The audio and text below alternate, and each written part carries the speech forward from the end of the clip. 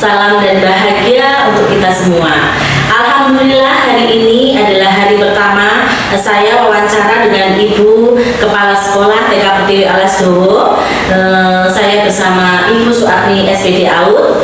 Beliau adalah Kepala Sekolah dari TK Pertiwi Alas Dowo. Selamat pagi Bu. Pagi, ya Susan.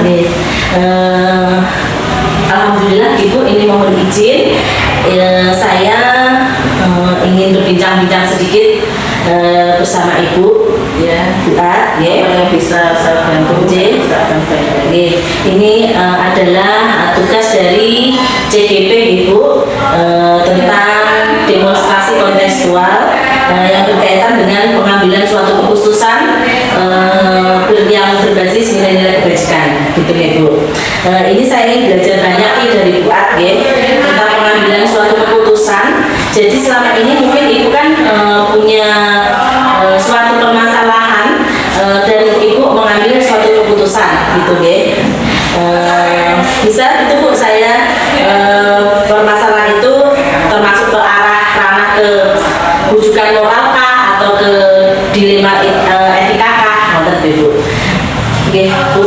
Sebelumnya karena saya belum tahu lebih banyak antara arti dilema etika sama rujukan moral, bisa dijelaskan dulu biar nanti saya memberi jawabannya tidak terlalu keluar banyak atau melenceng. Gini ya Bu, untuk ke arah rujukan moral itu biasanya pengambilan keputusan itu antara keputusan permasalahan kasus benar dengan salah, begitu. Jika yang dilema etika itu kasusnya pengambilan keputusan itu suatu permasalahan yang benar, antara benar dengan benar, begitu Bu. Ya, Susan, saya akan menjawab apa yang ditanyakan Susan. Rujukan moral itu tadi sudah dijelaskan. Sekarang yang kita ambil intinya adalah mengenai dilema etika. Dalam kasus yang belum lama ini, kita menangani yang dilema etika karena pada suatu hari kita itu rapat bersama Dewan Guru. Ternyata di situ ada suatu kejadian yang itu antara itu kebaikan untuk bersama dan juga kebaikan untuk pribadi. Berarti baru-baru ini Bu A mengambil suatu keputusan berbasis dilema etika gitu. Permasalahannya yang berhubungan dengan kebaikan guru gitu. Dan juga boleh tahu Bu pengalaman kasus yang secara detail, secara ringkas saja Bu. Seperti ini, kemarin itu kan dalam 1 tahun pelajaran ini kita berbu. Maksudnya setiap guru harus bersedia untuk piket dalam 1 minggu itu 1 guru. Tetapi apa yang terjadi di situ, semua guru itu ada yang bersedia piket tetapi hanya beberapa. Terus kemudian dari keputusan tersebut saya mengambil keputusan kalau memang tidak semua piket nanti tidak ada merasakan bagaimana itu enaknya dan bagaimana tidaknya, karena itu juga untuk kepentingan bersama, juga untuk sekolah kita bersama, juga untuk pribadi kita, untuk melatih bagaimana tanggung jawab yang harus kita tanggung gitu. Nah itu juga untuk kepentingan kita bersama. Seperti itu. Terus kemudian keputusan yang kita ambil karena dari beberapa guru tadi tidak ada yang tidak mau piket dan akhirnya hanya beberapa guru, kemudian saya memutuskan semuanya itu harus piket. Seperti itu. Dengan bagaimana caranya semua harus piket, seperti itu untuk keputusan yang terakhir.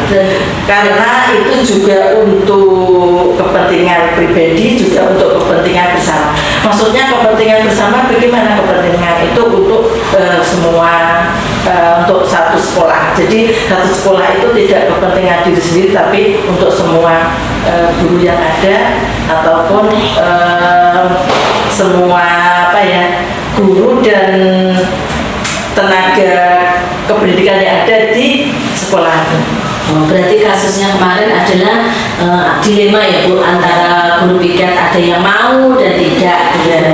Dan kemudian Ibu Suatmi itu mengambil suatu keputusan karena dengan perdebatan tentunya Bu ya, yang alot gitu ya. Berarti Bu Buat mengambil suatu keputusan untuk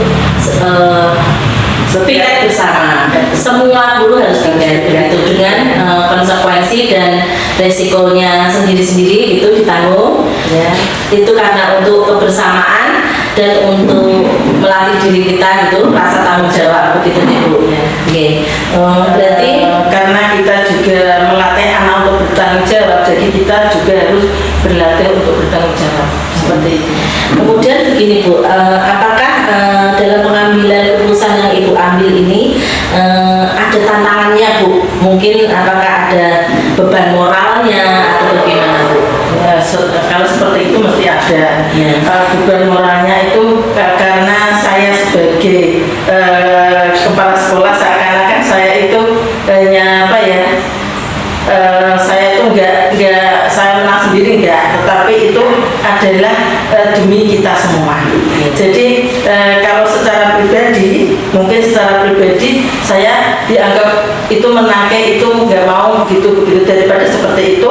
Nah itu tadi kembalinya semua piket dengan jalan bagaimana caranya. Berarti Ibu A itu mengambil garis tengahnya gitu ya Bu, daripada saling salah menyalahkan atau bagaimana. Berarti kemudian Ibu mengambil benang merah sehingga Ibu memutuskan untuk piket bersama gitu, semuanya harus piket gitu. Oke. Untuk pengambilan keputusan tersebut kira-kira ada orang atau pihak-pihak yang membantu Ibu tidak dalam mengambil keputusan itu? Ya, mengambil keputusan mestinya ya ada yang membantu, karena tanpa bantuan semuanya kan saya tidak bisa berjalan seperti itu. Dan satu sekolahan itu juga saling kita mendukung antara kepala sekolah dan guru. Kalau tidak seperti itu, tidak mungkin semuanya bisa berjalan dengan baik. Kita harus menjadi satu kesatuan yang bisa memajukan sekolah kita. Hebat ya Bu ya. Berarti kita saling berkolaborasi ini ya Bu, dari kepala sekolah maupun guru-guru maupun tenaga pendidikan, komite gitu ya Bu ya. Kita saling berkolaborasi. Ini perlu ditiru Bu untuk kedepannya sih Bu. Baik Bu, Bu At, berarti dalam suatu pengambilan keputusan Ibu, berarti Ibu punya langkah-langkah gitu dalam mengambil suatu keputusan itu. Kalau boleh saya tahu Bu, apa langkah-langkah yang Ibu ambil untuk mengambil suatu keputusan tadi? Langkah yang pertama kita lihat, kita identifikasi dulu antara kepentingan atau kesulitan antara guru satu dan guru yang lainnya, seperti itu. Dan setelah itu kita ambil keputusan setelah kita mengidentifikasi dari satu guru ke satu yang lainnya. Kemudian saya ambil langkah yang kedua, kita ambil jalan yang tengah atau ambil keputusan. Yaitu begini, yang langkah pertama, karena antara kepentingan yang satu katanya masih ada anak kecil, yang satu karena anaknya masih kalau bangun terlalu molor atau bagaimana, waktunya bagaimana seperti itu. Ada yang aku kepingin istirahat 1 tahun ini seperti itu. Kemudian saya setelah dia mengutarakan apa yang menjadi kendalanya, terus kemudian saya mengambil keputusan. Setelah itu keputusan saya ambil, kemudian ya kalau begitu kita semuanya piket, biar kita bisa merasakan bagaimana itu tidak enaknya, bagaimana itu enaknya, seperti itu. Karena apa? Karena kita juga pernah mempunyai anak kecil, dan kita juga pernah anak saya seperti itu, kalau bangun agak sulit seperti itu. Tapi kita punya trik untuk membangunkan anak bagaimana. Kalau tidurnya itu gasi atau bagaimana caranya terus anak itu tidurnya itu awal supaya kalau nanti bangun tidak kesiangan seperti itu. Berarti langkah dari Bu Ati itu tadi pertama adalah mengidentifikasi terlebih dahulu ya, dari pendapat-pendapat para guru, beliau-beliau guru ya. Kemudian setelah itu dengan menganalisa, kemudian habis identifikasi menganalisa, kemudian Bu At mengambil keputusan bahwa harus berikan semua. Gitu. Baik Bu. Berarti kemudian apa itu Bu setelah Bu At memberikan langkah seperti itu dan terus mengambil keputusan seperti itu, kemudian bagaimana tanggapan para guru Bu terhadap keputusan itu Bu? Untuk apa tadi?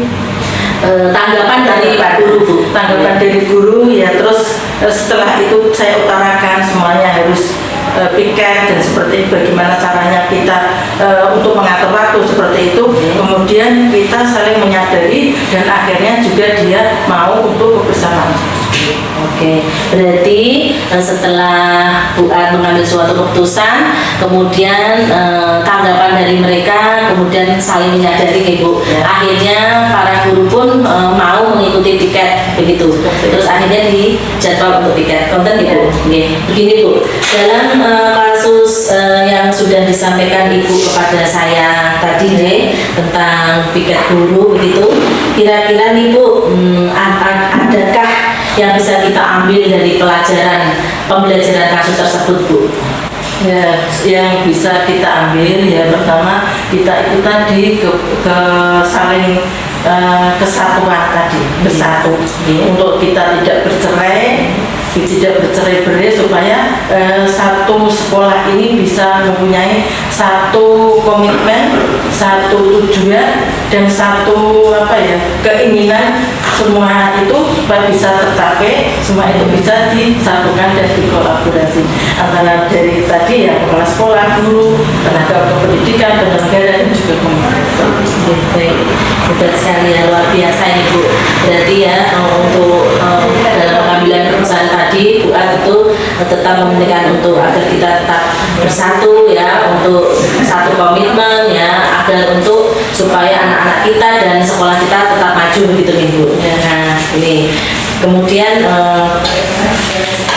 ini yang terakhir nih Bu. Jadi dari semua pembicaraan yang dari awal sampai akhir ini, kira-kira apa yang kita bisa dapatkan Bu nih, kita tarik garis tengah kesimpulannya Bu dari awal sampai akhir pembicaraan kita Bu. Pertama kita tadi yang asalnya tidak mau tadi ya sudah beberapa dari teman yang satu seperti ini, yang satunya seperti itu, terus kemudian pendapatnya dari pendapat satu dengan yang lain yang berbeda tadi dan juga kepentingan yang berbeda tadi, kemudian ditarik kesimpulan bahwa semua itu nanti menjadi tanggung jawab bersama. Terima kasih banyak Ibu atas ilmunya, ini sangat luar biasa sekali. Mungkin untuk belajar saya dalam mengambil suatu keputusan pada anak-anak, mungkin untuk di rumah juga bisa begitu. Terima kasih banyak saya sampaikan sama Bu At. Wassalamualaikum warahmatullahi wabarakatuh. Wassalamualaikum warahmatullahi wabarakatuh. Juga saya juga terima kasih pada Bu Susan, tetap semangat, selalu diberi kesehatan. Semoga sampai akhir nanti bisa lolos dengan baik dan mendapat ilmu yang bisa diterapkan khususnya di lembaga, di rumah maupun pada diri Terima kasih, terima kasih. Oke, terima kasih. Itu tadi kita sudah berbincang-bincang dengan Ibu Kepala Sekolah dari TK Pertiwi Alasdowo, yaitu Ibu Suatmi SPD AUD. Mudah-mudahan apa yang kita perbincangkan ini bisa menjadikan atau membuat suatu pembelajaran untuk kita semua, khususnya untuk saya pribadi, yaitu calon guru penggerak, dan mudah-mudahan bisa tambah semangat belajarnya, tuntas belajarnya tentang pengambilan suatu keputusan berdasarkan nilai-nilai kebajikan. Baik, terima kasih. Wassalamualaikum warahmatullahi wabarakatuh.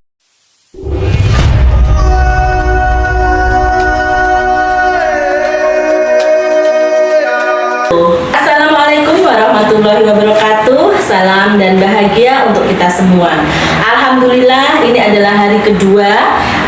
Hari yang kedua, saya melaksanakan praktik wawancara dengan kepala sekolah. Kebetulan di sini saya akan bersama dengan Ibu Eka Sulistianingsih, SPD AU. Beliau adalah kepala sekolah dari KB Kasih Ibu Desa Alasdowo, Kecamatan Duku Seti, Kabupaten Pati. Selamat siang, Bu Eka. Siang. Bu Eka, begini nggih. Ini saya ingin berbincang-bincang sedikit nih sama Bu Eka nggih, mengenai keputusan selama Bu Eka menjadi kepala sekolah. Pastinya akan ada kasus-kasus atau masalah yang tentunya akan Bu Eka ambil begitu ya, menjadi sebuah keputusan. Saya ingin menimba ilmu nih lebih banyak dari Bu Eka, bagaimana cara Bu Eka mengambil suatu keputusan berbasis nilai-nilai kebajikan, begitu nih Bu. Bu Eka dalam menyelesaikan masalah itu tentunya diambil dengan keputusan dengan yang baik sesuai dengan nilai-nilai kebajikan nih Bu. Berarti apakah permasalahan Ibu itu berbasis dengan dilema etika atau dilema apa termasuk dengan rujukan moral, begitu nih Bu. Bisa Bu Eka ceritakan sedikit apa pengalaman atau kasus apa yang pernah terjadi di lembaga ini, begitu Bu?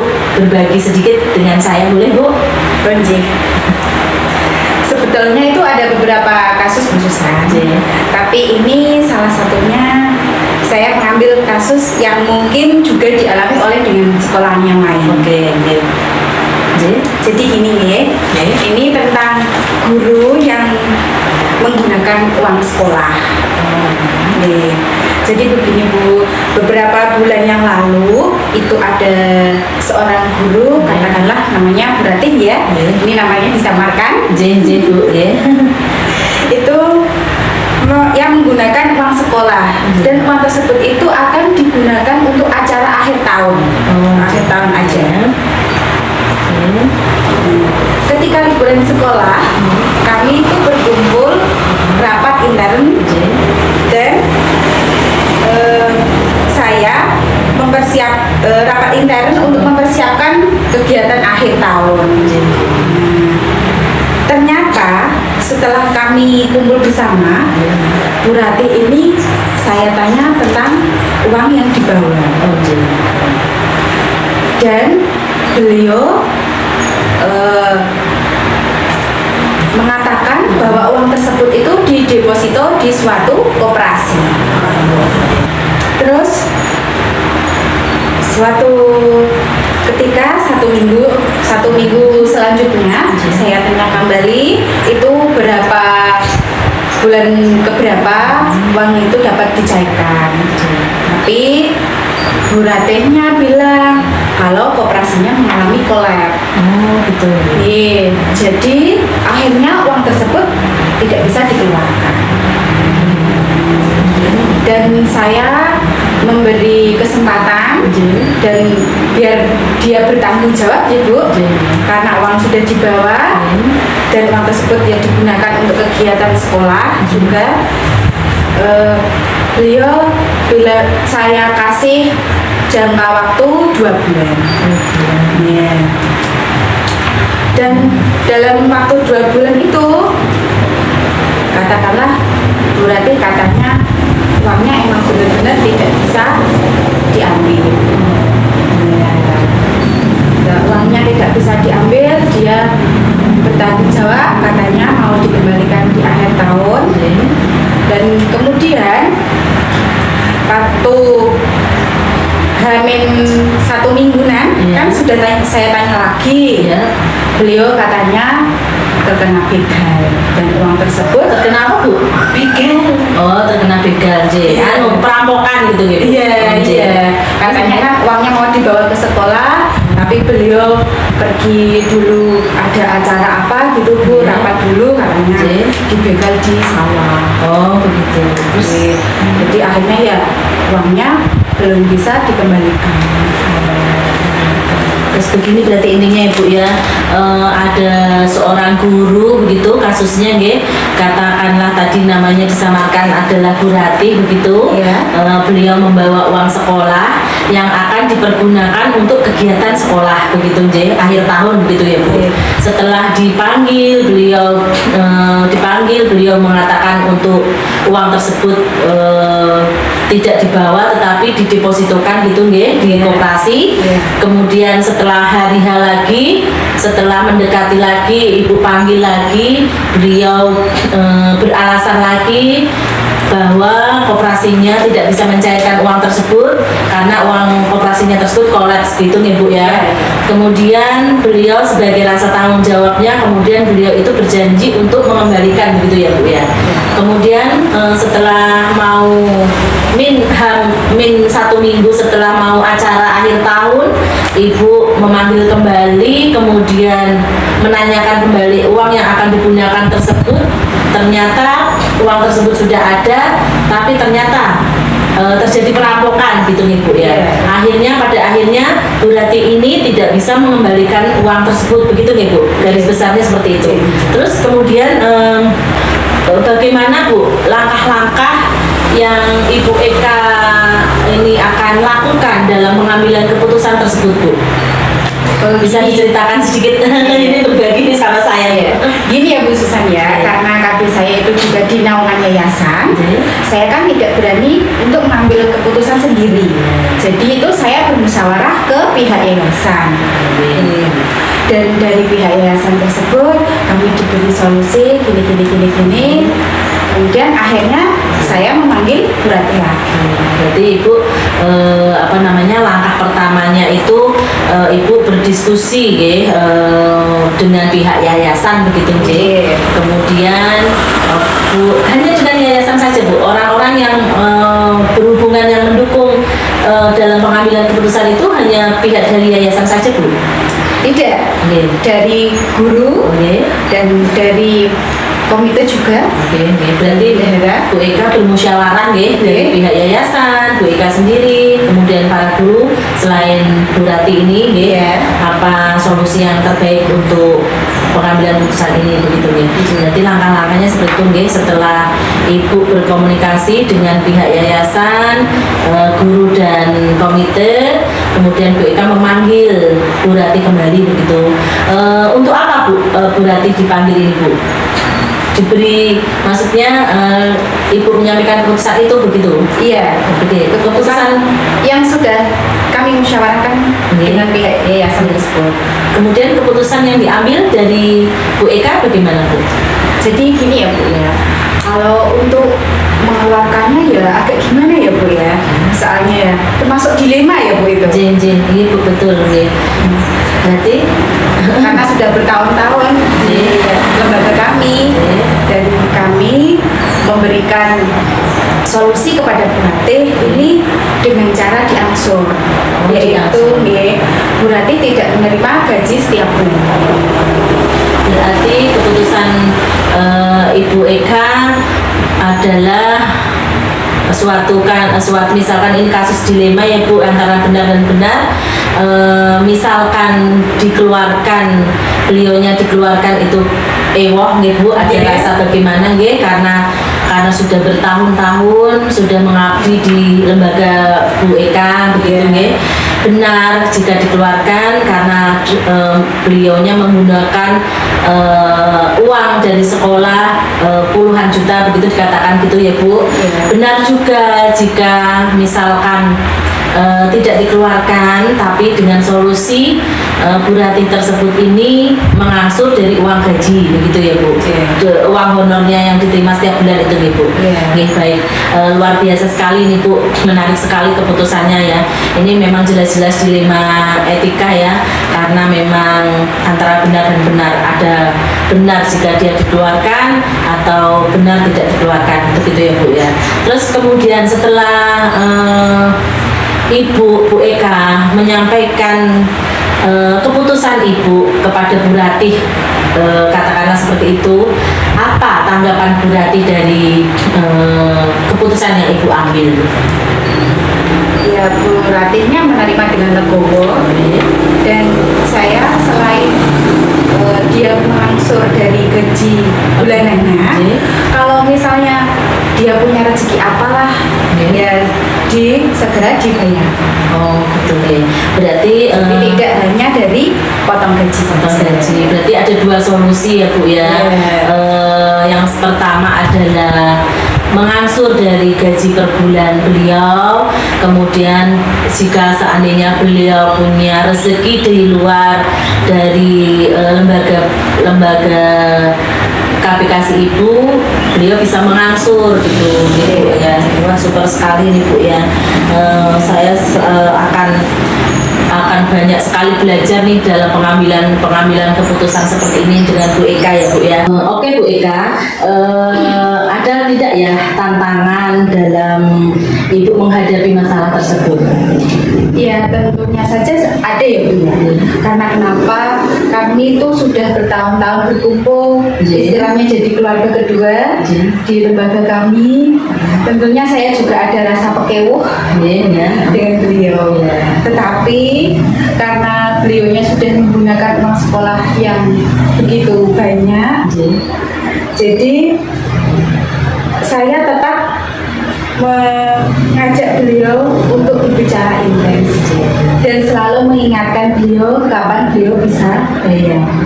Gitu jadi berarti tantangan Bu Eka secara garis besar ya tetap ada perasaan mewah ya Bu, karena memang kita sudah bertahun-tahun bersahabat begitu ya, bekerja bersama, bagaikan rumah kedua begitu ya di sekolahan itu. Tapi karena Ibu sebagai kepala sekolah harus memutuskan begitu yang terbaik untuk sekolahan, untuk anak-anak, Ibu mengambil langkah tantangannya tadi, Ibu berbicara secara intens dengan beliau. Juga tantangan Ibu juga nanti pastinya akan ada komunikasi berkelanjutan gitu Bu ya.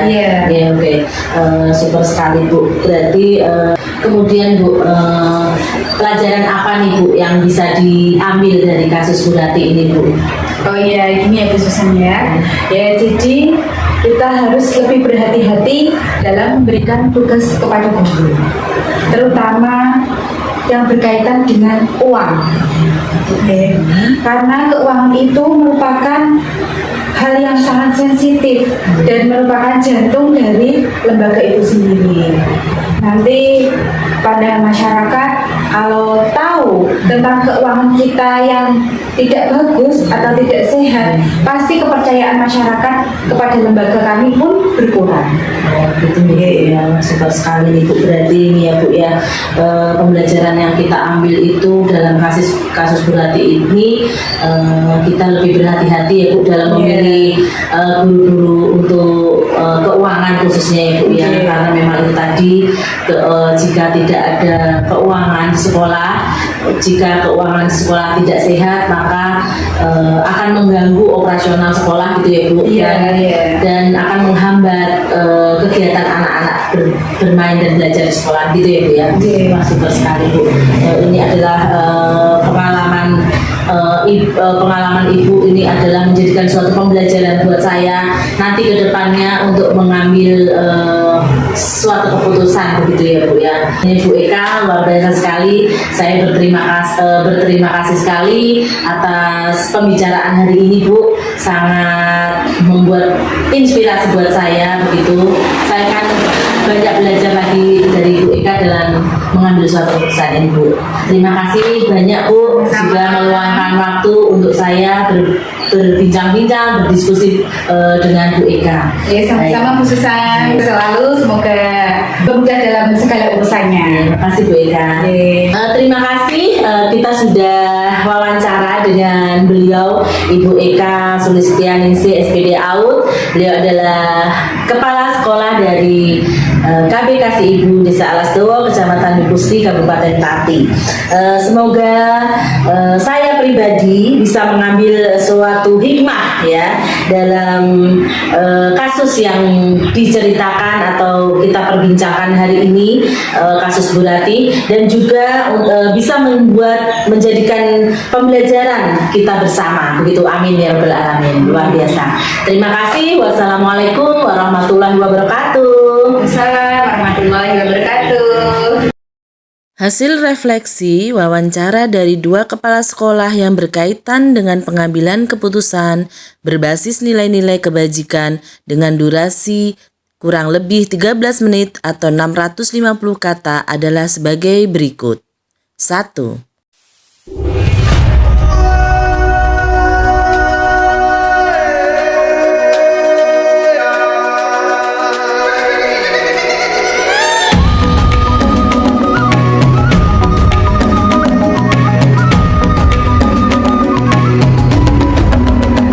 Bangun dan bukalah matamu, saatnya meraih mimpimu.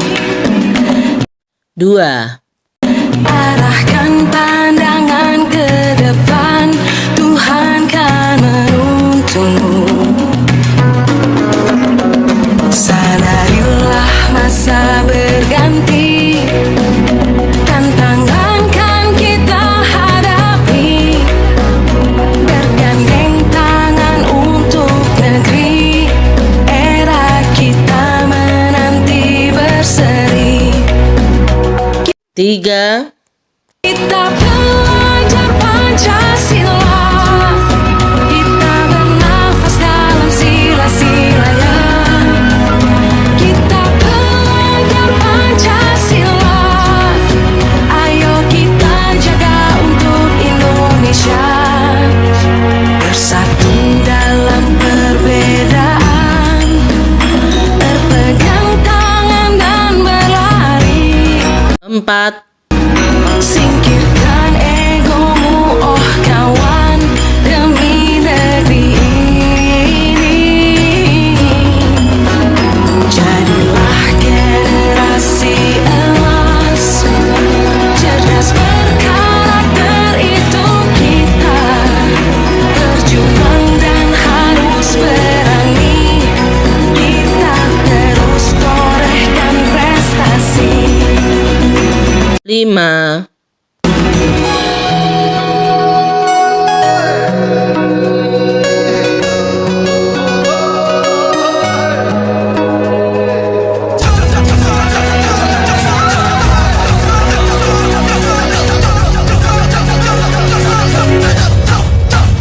Kita belajar Pancasila, kita bernafas dalam sila-silanya. 6.